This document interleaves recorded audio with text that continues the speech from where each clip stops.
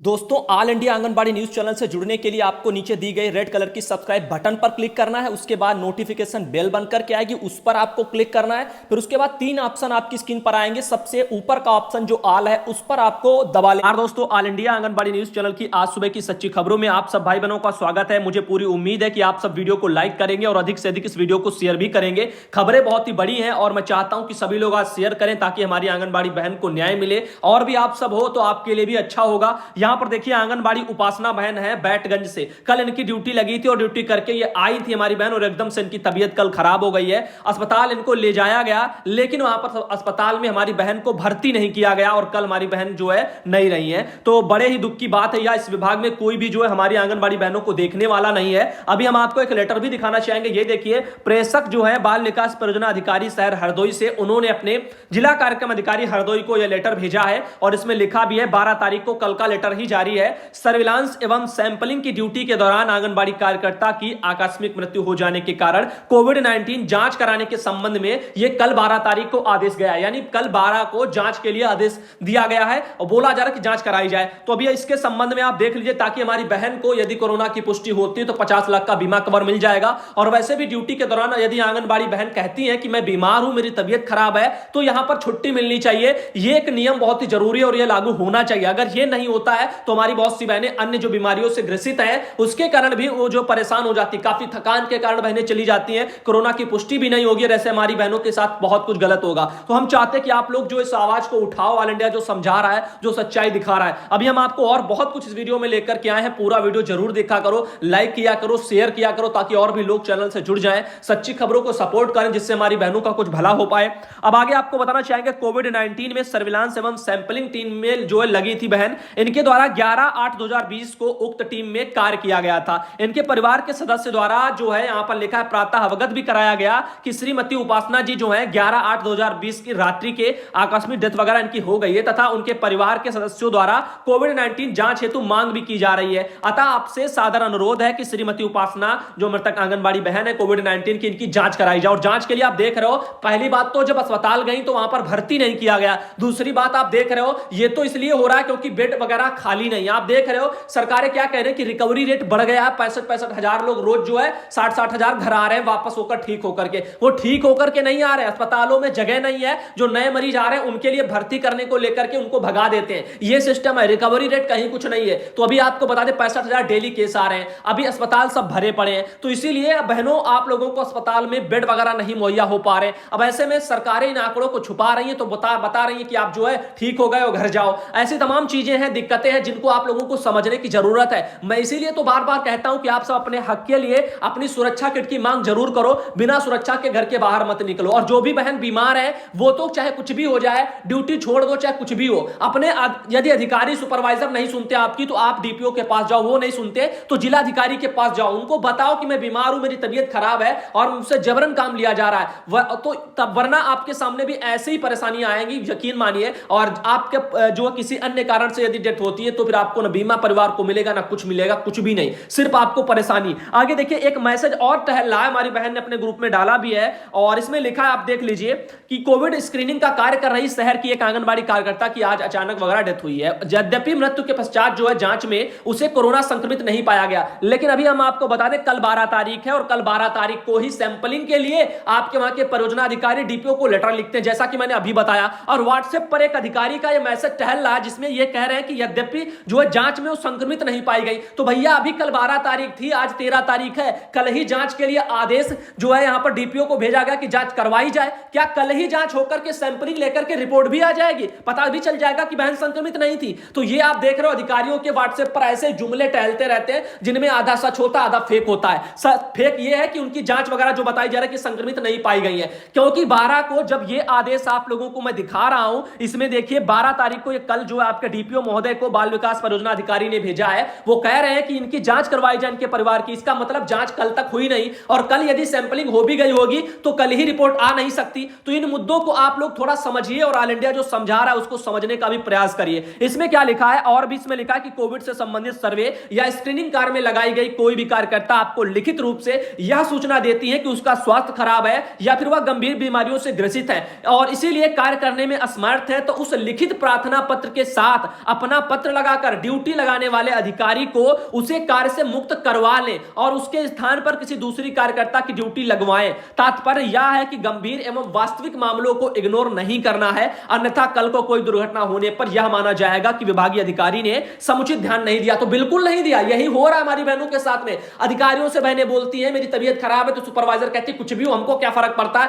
काम करिए काम करिए। यह मौखिक की बातें हैं जिस पर कोई भरोसा नहीं करता है। इसीलिए हम हमेशा कहते रहते हैं बहनों, जो करो लिखित में करो। आप अपना समस्या का जो लिखित आदेश दो, सुपरवाइजर को ना सुने, उसके बाद सीडीपीओ को भेजो, वो भी ना माने तो आप अपने डीपीओ को भेजो, वो भी ना माने तो आप, यदि आपको दिक्कत है, आपको परेशानी है, आपकी बीमारी है, कोई दूसरी भी बीमारियां हैं, तब भी तो आप जिलाधिकारी के पास जाओ, उनको लेटर भेजो और कह दो मेरे विभाग के सभी अधिकारी मान नहीं रहे और कल को कुछ होता है तो ये सब हाथ खड़े कर देंगे अपने। और क्या बहनों के साथ सब कुछ हो रहा है, इनको बेड नहीं मिल पा रहा है, भर्ती नहीं किया जा रहा है, तो हमारा क्या होगा? तो अपने हक के लिए क्या इतना भी नहीं कर सकते? और इतना यदि नहीं कर सकते हो तो बहनों ऑल इंडिया से आप उम्मीद मत रखो, क्योंकि यहां पर ऑल इंडिया का काम है आपको समझाना, राह दिखाना। चलना आपको पड़ेगा, नहीं चलना आता है तो फिर भुगतिए भाई, कुछ भी करिए, क्योंकि हम यहां पर खुद ही परेशान हो गए हैं समझाते समझाते। इतना कहते हैं फिर भी हमारी बहनों के साथ ये सब हो रहा है। उन्नाव की बहन के साथ हुआ, उनको भर्ती नहीं करवाया गया, विधायक ने भी जोर लगाया, भर्ती सीट वगैरह यानी एक बेड भी नहीं दिलवा पाए। ये सारी चीजें हैं जो आपको समझनी है। ऐसे जगह जगह लोग खुद परेशान है, उनको ही बेड नहीं मिलते, बड़े बड़े लोग हैं वो नहीं दिलवा पाते।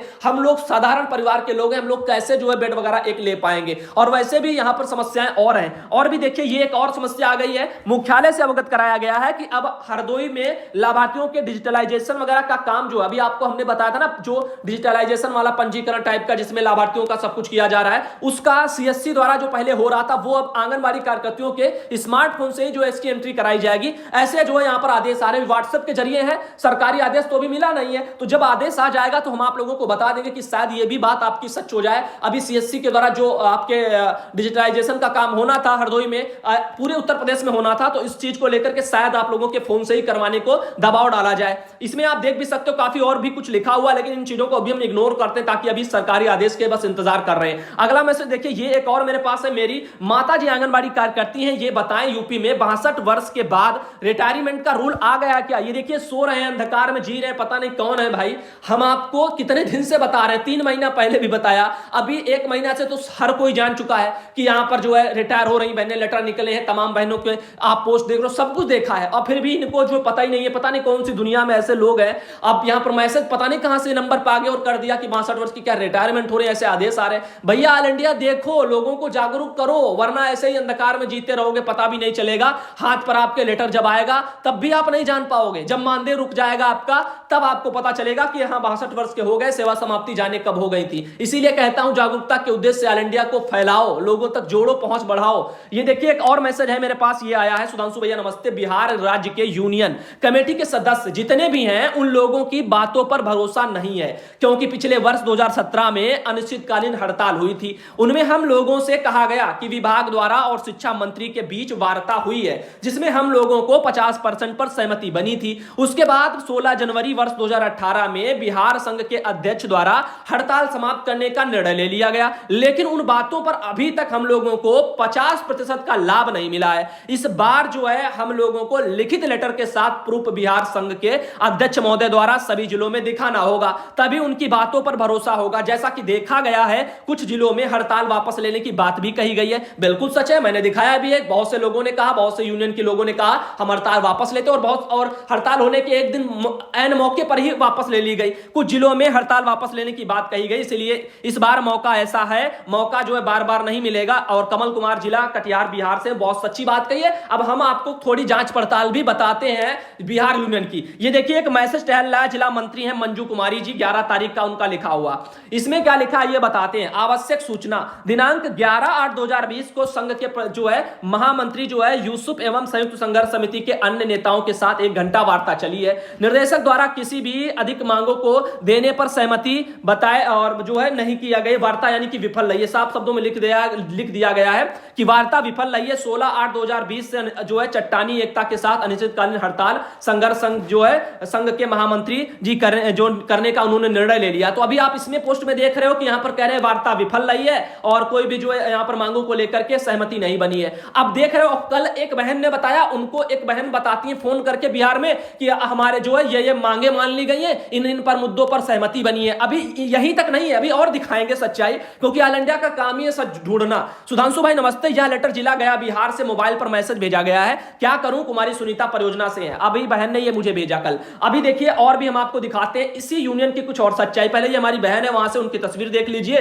काम वगैरह अपना कर रही है। अब हम आगे ले चलते हैं। जैसा कि ये देखिए इसमें क्या लिखा है, इसमें यूनियन का ही लेटर है बिहार से। इसमें लिखा है सूचना, कल 11 अगस्त जो है यहां पर जो 11 बजे आईसीडीएस निदेशक, उप निर्देशिका और संयुक्त संघर्ष समिति के संयोजक मंडल के बीच वर्चुअल जो है वार्ता 1.5 घंटे तक चली है तथा 17 सूत्री मांगों को सौहार्दपूर्ण वातावरण से जो है बात हुई। सरकार की ओर से जो है पक्ष रखते हुए निदेशक ने कोरोना वायरस के दौर में राज्य सरकार की स्थिति का चर्चा किया है, आग्रह किया यही सभाएं हड़ताल में ना जाएं। संघ के जो है नेतृत्व जो करने वाले साथी हैं अपना पक्ष रखते उचित मांगों पर विचार करने के लिए आग्रह किया। दोनों के बीच वार्ता चली है, सभी 17 सूत्री मांगों पर विचार किया गया। देखिए कितना बड़ा झूठ, 17 सूत्री मांगों पर क्या सहमति तो है नहीं, विचार कैसा, विचार तो सरकारें पता नहीं कितने साल से कर रही हैं। आप लोगों ने और तमाम राज्यों के यही हाल रहते हैं, जब वार्ता होती तो कहते हैं सहमति बनी है, विचार हो गया है। भाई विचार पता नहीं कब से चला, लागू कब होता है, हर साल यही होता है ना, धरना करो हड़ताल करो, सहमति बन गई, विचार हो गया, होता कुछ नहीं है। तो लिखित समझौता लागू हो तो आप उसको दिखाओ, सोशल मीडिया में लोगों तक पहुंचाओ, बहनों तक भेजो ताकि भरोसा हो। सिर्फ व्हाट्सएप पर ऐसे ग्रुपों पर कभी कहते हैं वार्ता विफल रही, किसी को कहते हैं वार्ता सफल रही, ऐसे अंधकार में बहनों को बस रखा जाता है। आगे देखिए ठोस आश्वासन के साथ ही पत्र निर्गत करने की भी बात कही गई है, जिसमें कोरोना पर जो है योद्धा के रूप में कार्यरत सेविका, ये सब 50% का 50 लाख का बीमा जो है, इसके अतिरिक्त 2.5 लाख का एक और बीमा सहमति बनी, ये सब बता रहे। भाई बीमा तो पहले से तय है बिहार में, राजस्थान में, मध्य प्रदेश में, उत्तर प्रदेश में, यहां तक कि हर जगह यदि ड्यूटी लेटर पैड है तो आपको बीमा मिलेगा। तो इन सब चीजों पर वही चीजें है ना, लॉलीपॉप देने जैसा सरकार भी काम करती है, हमारे यूनियन भी कभी कभी जब देते हैं ना तब काफी बुरा लगता है। अभी हम आपको बताते हैं नई सेविका जो बहनें हैं उनके मानदेय को लेकर के यहां पर भी बता रहे हैं कि यहां पर सहमति बनी है। रूम रेंट को लेकर के भी उन्होंने लिख दिया है, रूम रेंट जिसका बकाया है राशि का भुगतान अविलंब होगा। यानी ये सब वो करने वाली चीजें हैं, लुभाने वाली, कि हर तरीके की आंगनबाड़ी बहन खुश हो जाए, जिनकी जो समस्याएं थी आपको लगे कि हाँ हमारी समस्याओं को लेकर के यूनियन ने वहां बात पहुंचा दी है। बस ये होता है और इससे अच्छा कुछ, इससे यानी ज्यादा कुछ नहीं है। कल किसी और से कुछ और, किसी और से कुछ और। अब देखिए नई सेविका का मानदेय शुरू हो चुका है, बता रहे हैं नई सेविका का मानदेय शुरू हो चुका है। जिन जगहों से रिपोर्ट नहीं जो गया है, रिपोर्ट लेते हुए उन लोगों का भी मानदेय भुगतान अगस्त और सितंबर माह में बता रहे हैं कि करवा दिया जाएगा। अब देखिए ये सारी चीजें हैं, लंबा लंबा बस दिखाई दे रहा और कुछ नहीं है। भुगतान अगस्त 16 सितंबर माह में कर दिया जाएगा। खराब जो है यहां पर लिखा या बंद पड़े मोबाइल पर भी वार्ता हुई है, संबंध में चिट्ठी निर्गत हुई है। डीबीटी कोरोना काल तक ही रहेगा, इसका विस्तार आगे नहीं किया जाएगा। अरे भाई ये तो पहले से बताया है, डीबीटी जो है वो कोरोना काल तक ही रहेगा, इसके आगे नहीं होगा। फिलहाल के लिए ऐसे ही लेटर में आदेश थे, तो इसमें बड़ा क्या है, इसमें कौन सा जो है आप लोगों ने वहां पर वार्ता में कद्दू में तीर मार लिया है, तो या फिर आप लोगों को बहुत बड़ी उपलब्धि हासिल हो गई है। तो यहां पर वही चीजें हैं ना कि होता कुछ नहीं है। यूनियन वाले कभी कभी अपनी छवि बनाने के लिए यहां पर ये सब कर देते हैं, तो काफी बुरा लगता है। अब देखिए हड़ताल की तिथि 21-22 अगस्त से होने की संभावना है। इस आशय में पत्र द्वारा 15 अगस्त को निर्गत किया जाएगा। बताइए 15, अब बता रहे हैं कि 16 से नहीं, अब यहां पर जो है अभी तारीखें बढ़ेंगे और कुछ नहीं होता है। अभी 21-22 करेंगे, उसके बाद कहेंगे और आगे बढ़ेगा, यही चिप चलता है। उत्तर प्रदेश में भी आपने देखा था जनवरी में आम हड़ताल के लिए गिरीश कुमार पांडे जी के यूनियन ने बोला था, क्या किया, हड़ताल नहीं किया था, टाल दी गई थी। ऐसे हर जगह होता है, काफी जगह विरोध बहनें करती हैं। कुछ लोग जो है यहां पर डर जाते हैं तो वो अपना पीछे झंडा ले लेते हैं, कुछ लोग जो है अपना डटे रहते हैं। तो इन सब चीजों को ऑल इंडिया ने समय समय पर आपके सामने हर एक चीज को दिखाया है, लेकिन अभी भी वक्त है, यदि बिगुल बजाओ तो उसको पूरा करो, छोड़ करके बीच में मत जाओ, वरना छवि खराब होती है। वो भी जानते हैं कि आप लोग डरने वाले हो, आप पीछे हट रहे हो। तो अभी फिलहाल के लिए जो भी है उस पर यही मैं कहना चाहूंगा, ये तमाम चीजें जो है इधर उधर टहल रही हैं बिहार में, वो सब उस पर मुझे भरोसा नहीं है क्या वार्ता हुई क्या नहीं हुआ है, क्योंकि ये सब गुमराह करने जैसा सोशल मीडिया में चल रहा है। कोई कह रहा है वार्ता विफल रही है, कोई कह रहा सफल रही है, कोई कह रहा इन मुद्दों पर वार्ता हुई, कोई कह रहा उन मुद्दों पर वार्ता हुई। तो अभी बहनों, बिहार की बहनों, ये मत सोचो कि आप लोगों के लिए बहुत कुछ हासिल हो गया कल की परसों की वार्ता में। अभी एक हमारी बहन है, उन्होंने मुझे ये भेजा है, सुषमा देवी बहन है और रोशनपुर वगैरह से है, डिलारी से। तो वहां से उन्होंने स्तनपान सप्ताह के संबंध में एक ये पोस्टर वगैरह बनाया है। आप लोगों को पसंद हो तो लाइक करिए और साथ ही यानी स्क्रीनशॉट लेकर के अपना देख सकते हो। अगला एक और मैसेज देखिए, भाई मैं जो है बसंडी वगैरह ऐसे कुछ लिखा है, ब्लॉक से हैं। तो यहां पर यूपी में यहां सभी आंगनबाड़ी बहन है, उनका कोरोना की जांच वगैरह हो रही। मैंने कल भी बताया था कि यहां पर कोरोना की जांच जो है आंगनबाड़ी बहनों की हर जगह कराई जाएगी, ये ऊपर से ऑर्डर है। साथ ही आपको बता दें, ये देखिए एक और मैसेज है मेरे पास, आज तक केवल 1000 रुपया ही आया है। आरती देवी बहन है, ये देखिए बिस्वा सीतापुर से। तो बहन मैंने बताया है 21,000 आया, कहीं पर ये भी नहीं आया है। इस बार सिर्फ उत्तर प्रदेश ही नहीं है, इस बार मध्य प्रदेश, तमाम राज्यों में यही हाल है, पैसा एक साथ नहीं आ रहा। मैं कितनी बार समझाऊं, बहुत से लोग अभी भी बराबर मैसेज करते, तो मन करता है कि मैं बंद कर दूं व्हाट्सएप वगैरह ही, क्योंकि समस्याएं सुनने वाला कोई नहीं है। ऑल इंडिया पर इतनी बार बताया है कि यहां पर पैसा जिनका नहीं आया भाई इंतजार करो, और इसका कोई उदाहरण यानी कोई और हल ही नहीं है। हम क्या बताएं आपको, हर राज्य में यही देखने को मिल रहा है। आगे देखिए, पोषाहार आपूर्ति के लिए टेंडर का मसौदा तैयार है, नई शर्तें शामिल वगैरह भी की गई। रीता देवी बहन है, उन्होंने भेजा है। अभी इसके बारे में मैं पहले ही जिक्र कर चुका हूं, बहन ने बाद में मुझे भेजा। एक और बहन है, मेरा मानदेय नहीं आया था, और आंगनबाड़ी मानदेय जो है आंगन मानदेय पर अपलोड भी नहीं हुआ है। सुधांशु भैया इसीलिए डिटेल्स निकालकर पोस्ट किए थे सीडीपीओ के पास, और सीडीपीओ ने उल्टा ही हमारी बहन को लताड़ दिया। क्या बोले देखिए, उनका कहना है मुझे सीडीपीओ सुपरवाइजर ने मुझ पर ही गुस्सा वो हो गई और कहने लगी तुम ऐसी पोस्ट किए करते हो, ये सब डिटेल्स कहां से निकाले हो, आपको आईडी पासवर्ड किसने दिया, ये सब डिटेल्स ऑफिस के लिए है, एफआईआर कर देंगे। सुधांशु भैया जी हमें ये समझ नहीं आया कि सीडीपीओ को इस डिटेल से क्या परेशानी हुआ होगा, पोस्ट से या सब किए। उनको परेशानी इसलिए है कि आप जागरूक हो रहे हो, आपको पता है कहां से क्या निकालना है, और कल को यदि कुछ होता है, पैसा नहीं आता, आप परेशान हो रहे हो, तो कल को ये जो पैसा मांगती होंगी सुपरवाइजर वगैरह आपके वहां यदि, तो इनकी भी आप जो है सूचना वगैरह कहीं मुख्यमंत्री पोर्टल पर शिकायत कर दोगे, कहीं इधर उधर, क्योंकि जागरूकता यदि हो जाएगी तो इन लोगों को दिक्कत होगी। आप अनभिज्ञ रहे, बस यही जो अधिकारी चाहते हैं कि कहीं आवाज ना उठाओ, कहीं शोषण के खिलाफ आप बोल ना सको, ये चीजें हैं। बाकी आपसे हम ये कहना चाहेंगे, इन्हीं चीजों को लेकर के आपने अपनी सुपरवाइजर डीपीओ को सब किया, आपको हड़काया है, सब कुछ किया है, आपने वो स्क्रीनशॉट ले लो और सीधा जिलाधिकारी डीएम के पास जाओ, उनको बोलो हमारी समस्या ये है और इतने लंबे से पैसा नहीं आया। मैंने ये जानकारी जुटाई, उनको भेजा भी है कि आखिर क्यों नहीं आ रहा है, आप बताओ देख करके। तो उल्टा हमें ही धमकाया जा रहा है, और हम इन चीजों में क्या करें। नई भर्ती वाली भी जो बिहार में बहनें हैं वो भी सुने, और क्या बहुत से लोग छोड़कर चले गए होंगे, क्या बताना, मैं बहुत परेशान हो जाता हूं, मैं बताता रहता हूं हर वीडियो में, फिर भी लोग को समझ नहीं आता है। आगे बताइए, देखिए ये और मैसेज है। सुधांशु भैया नमस्कार, हमारी समस्या का समाधान बताएं। आंगनबाड़ी बहन राजेश्वरी सक्सेना है, इनका कहना है हमारा बीएलओ का रुपया माह अगस्त 2018 से फरवरी 2019 तक का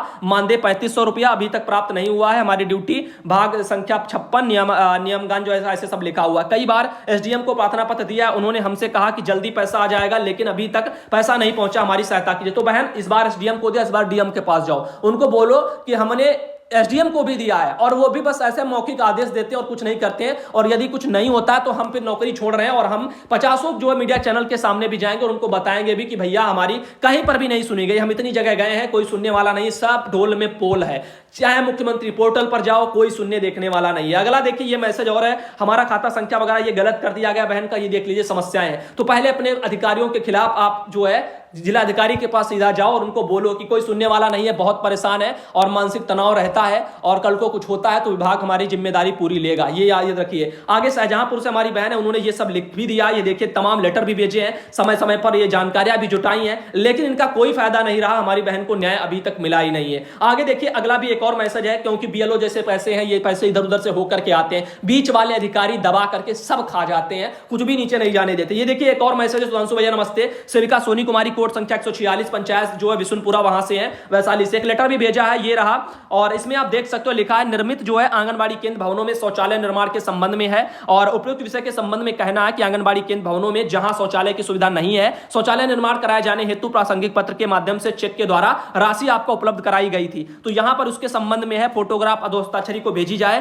प्रमाण पत्र भी भेजा जाए, यही सब उसमें लिखा है। और ये जिला प्रोग्राम पदाधिकारी ने लेटर भेजा है सभी बाल विकास परियोजना अधिकारियों को, हाजीपुर सदर एवं देसरी को छोड़ करके वैशाली के सभी जगह। आगे आपको बता दें, ये देखिए बिहार से यूनियन है, उन्होंने ही लिखा है, माननीय मुख्यमंत्री बिहार सरकार को पटना को एक आदेश गया है, और इसमें तमाम समस्याएं लिखी हैं, आप स्क्रीनशॉट ले लो। और हमारी जो नई भर्ती वाली हमारी बहनें हैं, उनका मानदेय भी अविलंब जो है भुगतान कराया जाए, उसके संबंध में भी इन्होंने लिख करके भेजा हुआ है। ये देखिए नव चयनित सेविका सहायिका, चौथा पॉइंट आप नोट करिए, विगत 2018 से आज तक मानदेय बकाया है, जो बहुत ही जगहों पर विगत माह में भेजा भी गया है, परंतु संबंधित पदाधिकारियों द्वारा आज भी तक भुगतान नहीं किया गया, अविलंब भुगतान करने का निर्देश करे। तो आप देख लीजिए, ये समस्याएं तमाम और भी समस्याओं मुद्दों को जो है यहां पर रखा है हमारे यूनियन ने। और ये लेटर है सुरेंद्र प्रसाद सिंह जी का, महामंत्री हैं, उन्होंने ये लिखा है, समाज कल्याण मंत्री को ये भेजा गया अपना लेटर वगैरह, ये हमारा यूनियन रहा। तो आगे आपको और बता दें, जैसे ये देख सकते हो और भी लिखा, ये एक और इसमें राधा कुमारी बहन है, और टीम में जो सुपरवाइजर से पूछा तो कह रही हैं कि जब आएगा तब मिलेगा।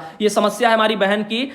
यहाँ पर ड्यूटी लगाई गई थी सर्वे कामों में, उसके लिए यहाँ पर उनका कहना है 75 रुपया मिलेगा, लेकिन 20 दिन हो गए अभी पैसा नहीं मिला है। तो वही चीजें हैं, ड्यूटी लग जाती है, सभी काम बहनें कर लेती हैं, लेकिन उसका पैसा बहनों को मिलता ही नहीं है। आगे देखिए पद्मा बहन है, उन्होंने भी कुछ लिखा है। उन्होंने कहा है कि 62 वर्ष की जो बहनें रिटायर हो रही हैं उन सबकी जो है यहाँ पर बदुआ वगैरह योगी और मोदी सरकार को लगेगी। साथ ही बता दें एक और मैसेज आप देख सकते हो, ये रहा बहन है, अपनी सुरक्षा अपने हाथ में उन्होंने लिख करके भेजा है, नाम ने नहीं भेजा। साथ ही एक और हमारी बहन है, ये है पूनम बहन, और उनके वहां पर ये टीकाकरण का कार्यक्रम वगैरह चल रहा है। साथ ही बता दें एक और ये मैसेज देख लीजिए, कोरोना वगैरह चेक हो रहा है यहाँ पर, बस यही लिख करके भेजा है, नाम वगैरह कुछ भेजा ही नहीं बहन ने। तो आज का वीडियो छोटा नहीं लंबा हो गया, तो उसके लिए माफी चाहते हैं, लेकिन पसंद आया तो लाइक करिए। और हमारी बहनों जागिए, लोगों को भी जगाइए, हम बहुत थक रहे हैं, क्योंकि यहां पर हम समझाते एक तो मानदेय के मुद्दे को कि वही लोग बार बार देखते हैं नहीं वीडियो में। मैं क्या कह रहा हूं कि हर जगह यही समस्या, इंतजार करो और कोई हल नहीं है इसका। हर जगह यही सिस्टम देखने को मिल रहा है, अलग अलग तारीखों में आ रहा है लोगों का, तो फिर भी लोग परेशान हैं, क्योंकि वो वीडियो देखते ही नहीं है, देखते भी हैं तो शायद वो समझना नहीं चाहते हैं। उल्टा और भी समस्या है, क्योंकि इन मुद्दों को साइड में रखो। अभी 62 वर्ष की बहनें, उनके लिए लड़ो, और आपके यहां पर सुरक्षा को लेकर के लड़ना है। अस्पतालों में जो यहां पर बेड नहीं मुहैया हो रहे हैं, इनके लिए कुछ करना है। तो जो मेन मुद्दे हैं उनको पहले ध्यान में रखो, उनके लिए आगे बढ़ो। काम के लिए सुरक्षित वगैरह यदि नहीं हो